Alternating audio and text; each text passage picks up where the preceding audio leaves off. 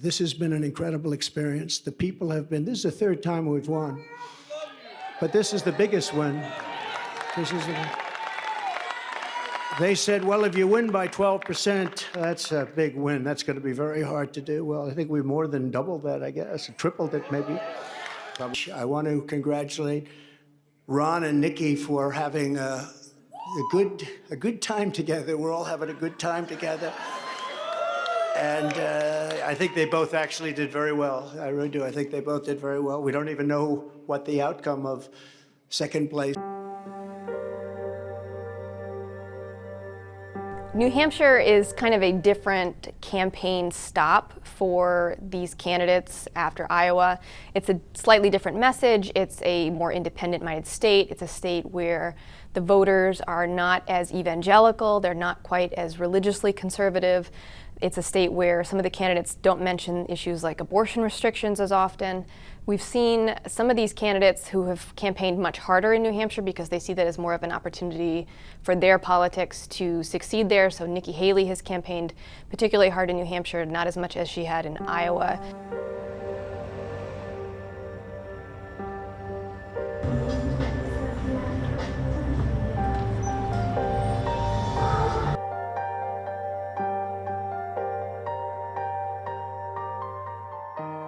Donald Trump is campaigning the same way he has in every state where he does these large rallies. He also does these drop-in visits, sometimes unannounced, to diners and local businesses where he'll shake hands with people, maybe buy some food, give out hats, and just kind of, say hello to folks when he's not in these giant venues.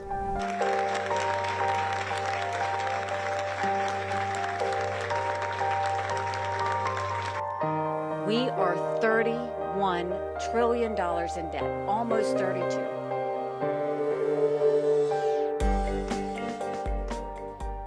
So the candidates have been campaigning heavily in New Hampshire over 2023. That has dropped off a little bit as the campaign shifted to Iowa and they started spending all of their time in that state, but it is now moving in full focus to New Hampshire. New Hampshire has a tradition of town hall style meetings where voters expect to be able to ask questions of the candidates, and that's how these candidates have been campaigning there. Some of the candidates, not all of them, but some of them have been also running television ads, but they're very expensive there because you have to run your television ads from the Boston media market, which is a very expensive market. So if you're running a cheaper campaign, some of the easiest ways to get the vote out, get your message out, is to do radio ads or to just show up in person as much as possible, meet people in diners, and answer questions at these town hall formats. Thanks again, Ron. Thanks, Kevin. How you doing? Yeah, great. How are you? Yeah. Come on in. Bye. Good to see you. Thanks so much. How are you? The weather can be a real challenge for people when they're considering whether they're going to go out to vote. Sometimes people might tend to stay home if it's really bad weather, but these are New Hampshire voters who are also used to harsh winters, and the expectation is that most of them will still probably turn out.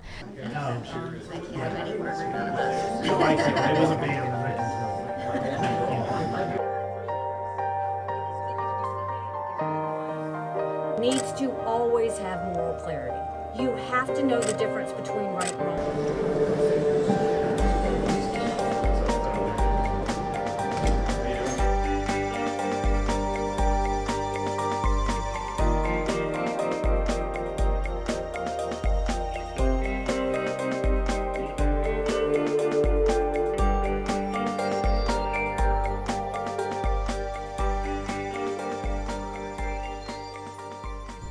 So the winner of the New Hampshire primary, this could be a really decisive moment for a lot of these candidates. For former President Donald Trump, it could be a sign that he's really staved off these challengers and has reasserted his dominance in the party, that he could move on to these next coming contests in the other states. For a candidate like Nikki Haley, it could show that she might be a viable alternative. For any of these candidates, a win in New Hampshire over Donald Trump shows that he's not invincible, that there is enough support out there for somebody else, and that maybe there's a path for another nominee. Good.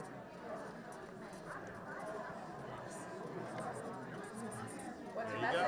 Okay, live free or die. There you go.